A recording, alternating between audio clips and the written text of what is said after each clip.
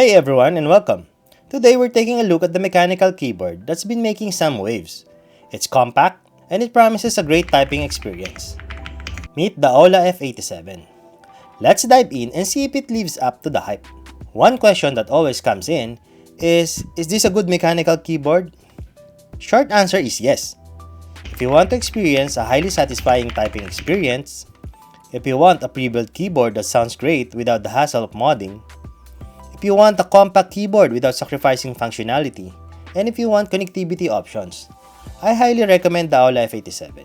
The Aula F87 stands out among the new crop of budget-friendly, pre-built mechanical keyboards. This 10-keyless keyboard features a gasket mount, pre-lubed and hot-swappable linear switches, offers a wireless connectivity, long-lasting battery, PBT keycaps, programmable keys, and the customizable RGB lighting.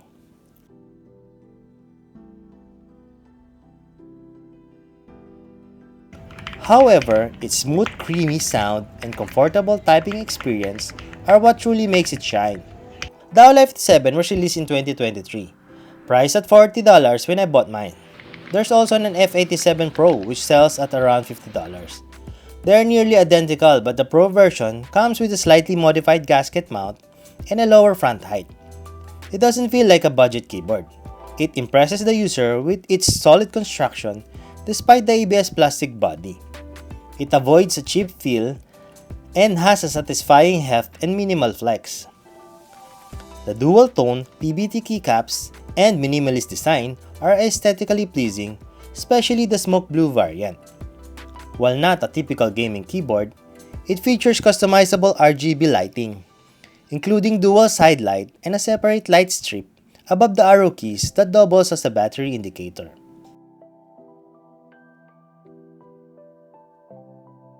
The package includes a keycap and a switch puller, spare switches,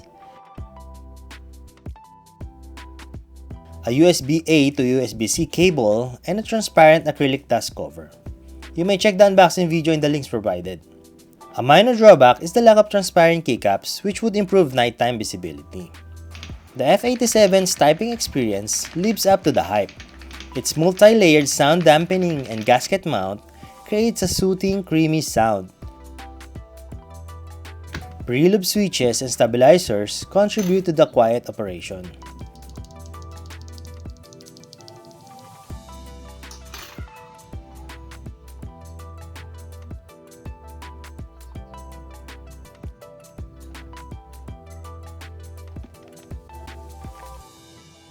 The TKL layout with a dedicated home, insert, and delete keys is preferred over the 75% layout.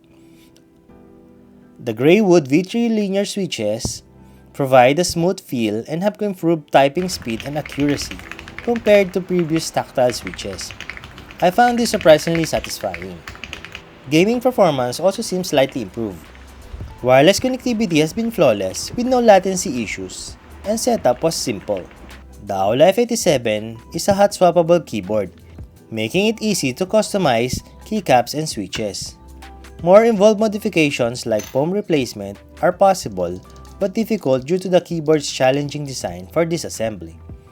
The stock configuration itself is excellent, and I don't recommend major modifications. RGB settings are adjustable via function keys, which I prefer as a minimalist setup. The non-transparent keycaps is not a deal breaker for me also. From Aula's website, you can only download the driver and the manual. No software support for this keyboard, but the onboard customization options is sufficient to my liking. Should you buy it?